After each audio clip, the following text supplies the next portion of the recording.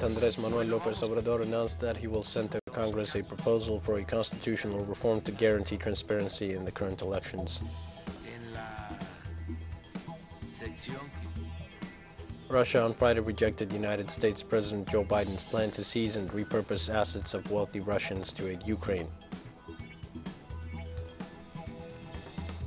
Israeli forces brutally attacked fasting Muslims in Al-Aqsa Mosque on Friday morning, leaving 45 people injured so far.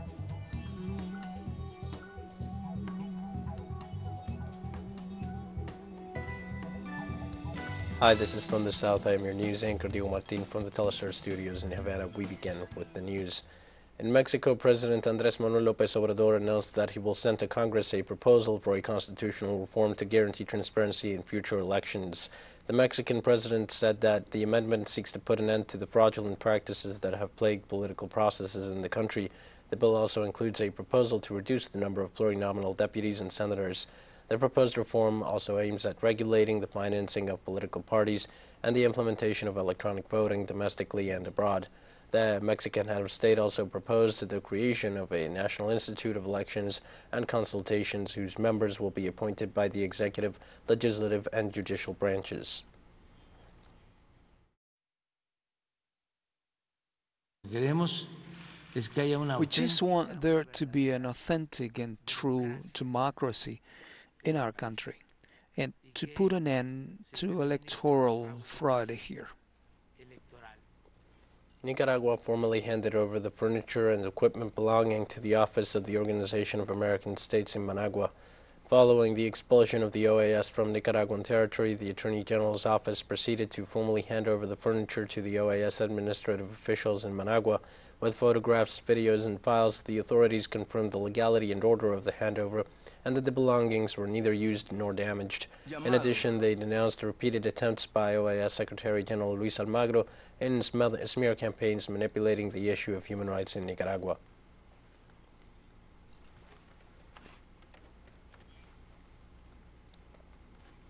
Several Venezuelan states activated emergency commands on Friday to ward off the effects of steady heavy rainfall all across the country for the past few days. Given the circumstances, the government decided to activate a contingency plan since heavy rains are expected to continue for the next 48 hours across Venezuela. The plan calls for the deployment of more than 20,000 civil protection and firefighting officials throughout the country. The areas most affected by this weather phenomenon are the nation's capital, the plains, the Andes, and the south of the lake, where it's been raining non-stop since this past Monday.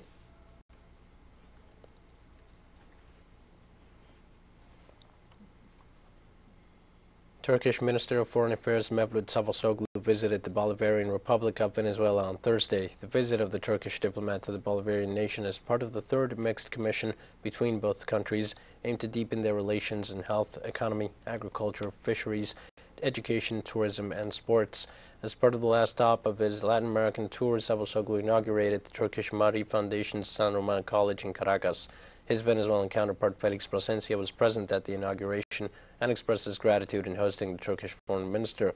Mari Foundation was founded on June 2016, and one of its missions was to run the schools seized from the Gulenist terror group, the culprit behind the July 2016 coup attempt in Turkey, which also runs an international network of schools.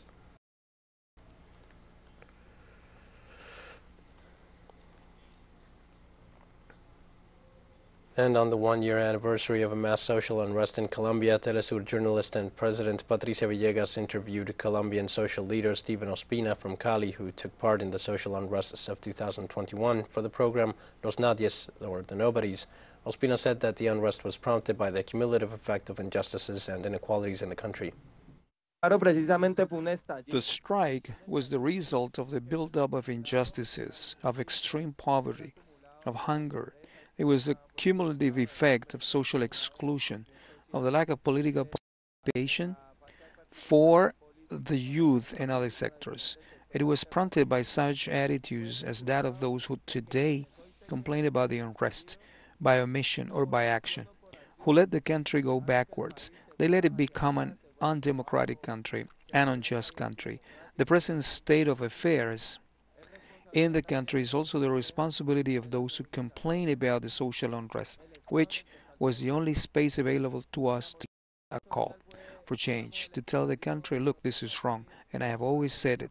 In Colombia, if we don't make people uncomfortable, no one will listen. The former president of Brazil, Luis Inácio Lula da Silva, welcomed the decision of the United Nations that concluded that there was partiality in the trial led by Sergio Moro, former judge in the Lava Jato case. The United Nations gave 188 days for Brazil to say how it will make reparations. Ideally, they would be able to remove Bolsonaro and put me in charge of the country. But at the end of the mandate, I don't want to. That will be left to the people. The other thing is for them to ask for apologies. The press that called me a thief for so long, just an apology. They don't even need to blame themselves. It took Lobo 30 years to apologize for not covering the direct campaign elections. I just wanted them to say, President Lula, we were cheated by Moro, by Dalagnol. We just wanted to say sorry. We will never do that again. Do not lie without being sure of what you're saying. So I'm happy that the UN was an extraordinary soul washing for me. We're going to take a short break. Please join us again after this.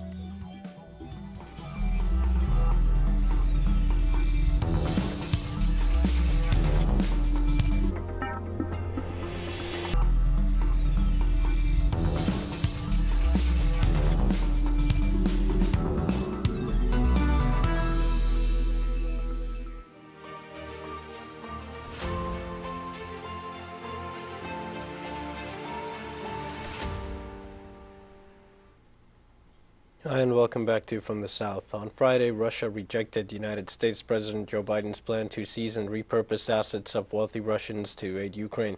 The vast fund included over $20 billion for weapons, ammunition, and other military assistance, as well as $8.5 billion in direct economic assistance to the government and $3 billion in humanitarian and food security aid.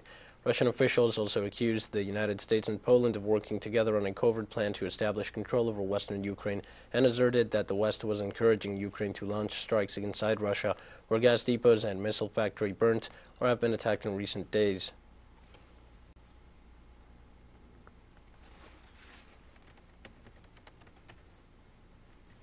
The Russian Foreign Ministry urged an impartial investigation into the recent armed attacks on public facilities and infrastructure in the autonomous region of Transnistria. The spokeswoman of the Russian diplomacy, Maria Zakharova, said that they are alarmed by the escalation of tensions in the autonomous Moldovan region of Transnistria and stressed that such actions are interpreted as terrorist attacks aimed at destabilizing the regional situation. Zakharova condemned the attempts to into what is happening in Ukraine and called for an impartial and thorough investigation of all the circumstances.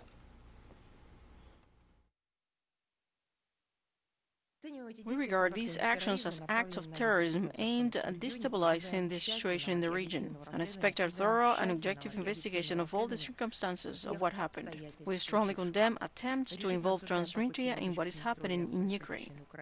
Russia warned that Western arms shipments to Ukraine threaten Europe's security. According to the Kremlin spokesman Dmitry Peskov, the entry of arms into Kyiv from other countries are actions that threaten the security of the continent and generate instability. In this regard, Minister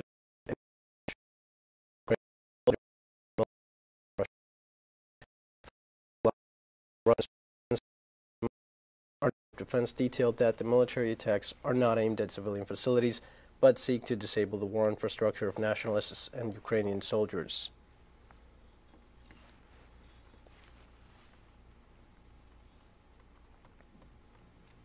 Several locations in Poland were left without gas supplies due to sanctions imposed by Warsaw on companies linked to Russia. The authorities in the municipality of Mieczysko acknowledged that residents lack heating, hot water, and gas for cooking food. The mayor of that town, Przemysław Ren, said they are working to restore service as soon as possible.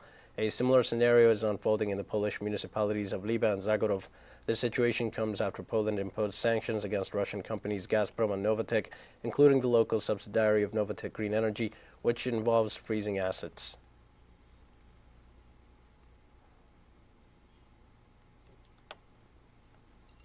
Thursday, the Secretary General of the United Nations, Antonio Guterres, who came to Ukraine after a visit to Moscow, held a press conference with Volodymyr Zelensky. Following the meeting with the Ukrainian head of state in Kyiv, the UN Secretary General said that in Ukraine, thousands of civilians need life-saving assistance and vowed the organization will not give up in achieving peace. Guterres said the operation in Ukraine is one of the fastest scale-up acts the organization has ever undertaken. Prior to the press conference, Guterres visited several towns in Kiev region which were severely affected by the ongoing Russian special military operation.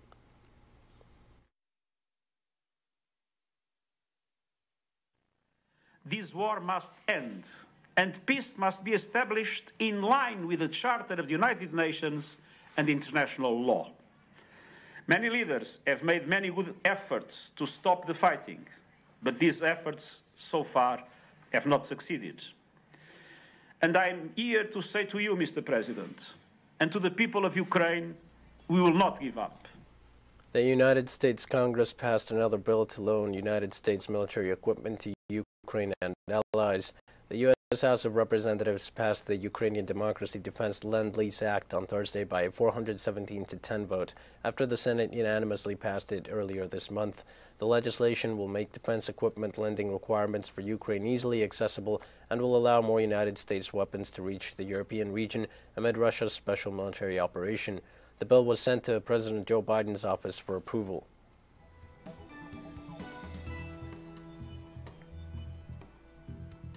We have more news coming up after a final short break. Please stay with us.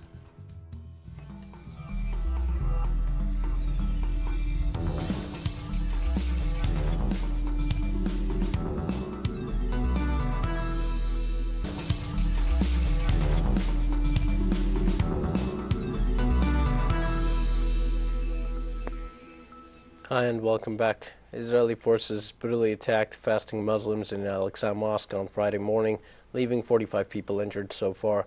The Palestinian Ministry of Health announced that the Israeli military used plastic bullets against those present in the mosque, seriously injuring several worshippers. From the beginning of the holy month of Ramadan, the atmosphere in Jerusalem and the courtyards of Al-Aqsa Mosque was inflamed and tense due to the continuous attacks from the Israeli occupation forces and settlers. This aggression by the Israeli forces came out as the world has started its annual rally against the Israeli settlements and bloody attacks on Palestinians. The rally, known as International Al-Quds Day, has been a unity shown by Muslims and freedom seekers in support of occupied Palestine.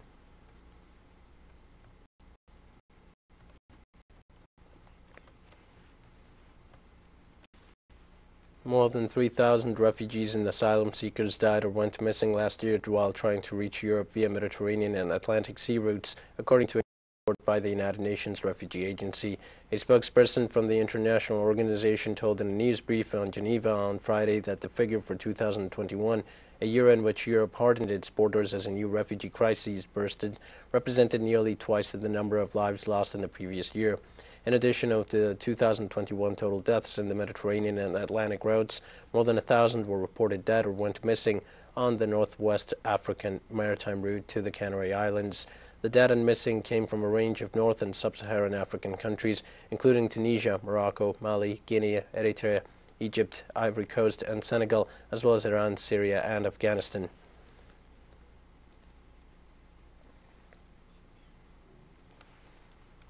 The world commemorates on Friday, April 29th, the Al-Quds World Day in solidarity with the Palestinian people in the face of the siege and occupation of their territories by the Israeli regime. The World Al-Quds Day is celebrated in more than 90 countries. Mobilizations, forums, and rallies are taking place in different nations with the presence of Muslims, Christians, and freedom-loving people. In Iran, demonstrations spread along several avenues of the capital until they converged the University of Tehran. In this context, the Iranian embassy in Syria organized a meeting to support the Palestinian cause and reject the occupation and colonization of the Palestinian territories by Israel. In Venezuela, the activities on the occasion of this date will begin at the Plaza Caracas in the afternoon local time.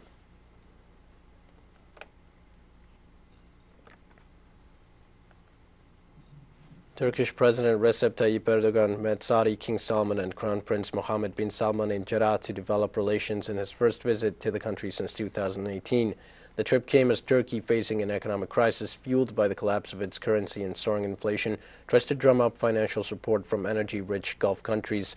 Erdogan landed in Saudi Arabia on Thursday evening in a major reset of relations between the two regional nations. Turkey's head of state was greeted at the airport in the Red Sea city of Jeddah by the Mecca governor. Erdogan said his talks in Jeddah would focus on ways to increase cooperation, but also to discuss regional and international developments.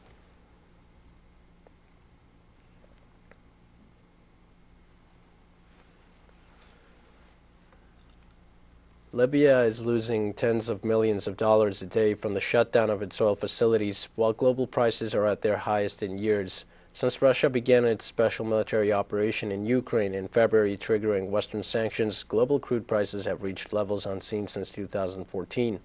On Friday, the United States benchmark West Texas Intermediate crude traded above $106 per barrel. Oil is the lifeblood of the North African country trying to move past a decade of conflict. But since mid-April, Libya's two major export terminals and several oil fields have been held hostage to the country's latest political division. The Libyan closures followed the selection in February of a new Prime Minister, Fathi Bashagha, by the nation's eastern-based parliament in a direct challenge to Tripoli-based interim Prime Minister Abdul Hamid Dbeibeh.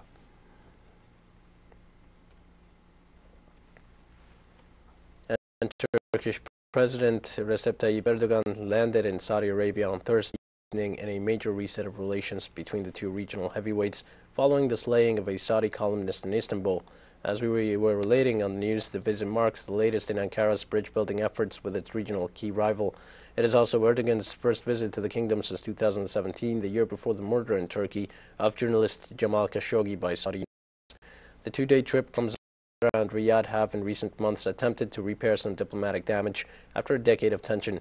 Erdogan is expected to meet King Salman bin Abdulaziz and the country's de facto ruler, Crown Prince Mohammed bin Salman.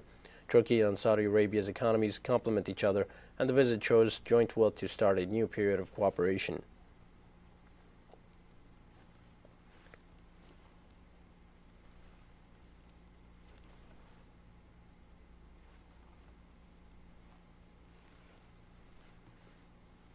The World Health Organization and the United Nations Children's Fund warned about the increase in measles cases in the world. According to the two international institutions, measles cases increased by 79% between January and February 2022 compared to the first months of last year. WHO and UNICEF declared that the situation generated by the coronavirus in terms of inequalities in access to medicines and the detour of resources leaves many children unprotected against this disease and others that can be prevented by vaccination.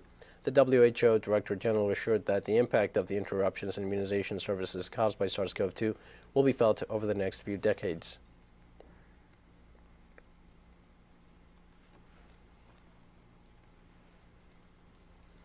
The Democratic Republic of the Congo began vaccinating its citizens against Ebola after 2 deaths were recorded, according to the World Health Organization. The vaccination began in Mbandaka, a town in the northwest of the country where the new epidemic led to the 2 identified deaths.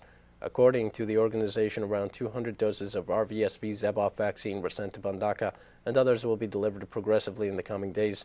The vaccination uses the ring strategy, where all people who have come into contact with a confirmed Ebola patient receive the vaccine, as well as frontline workers. So far, according to the WHO, 233 contacts were identified and are under surveillance. In addition to vaccination, a 20-bed Ebola treatment center was set up in Mbandaka.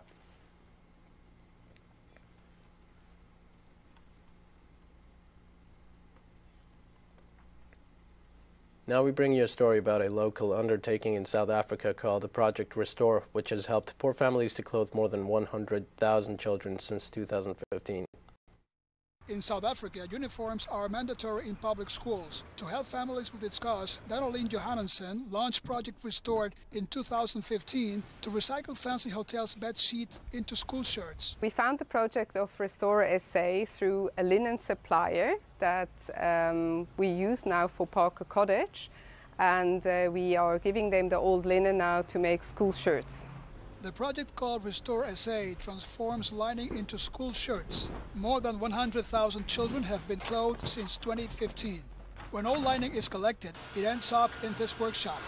A single bed sheet has enough material for 5 shirts in a vastly unequal country where school uniforms are compulsory. The project is the brainchild of Daroline Johannesson, who believes that no child should leave home in rags.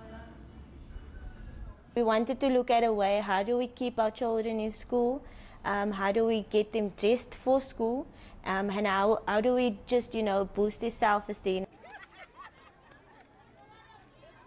It is an irony that school uniforms meant to erase differences in social class cost too much for South Africa's poor. All the more so after the COVID-19 pandemic and unemployment passing 35%. So the shirts are a big help to mothers like Lemise Peters, who lives with her family in a township 200 kilometers west of Cape Town. Today I came here to collect a shirt for my daughter, and I'm very blessed.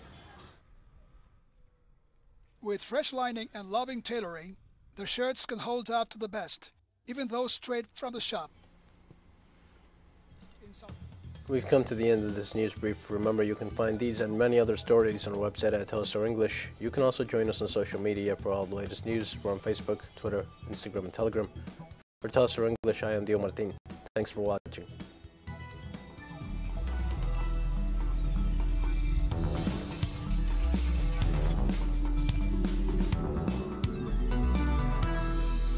Pakistan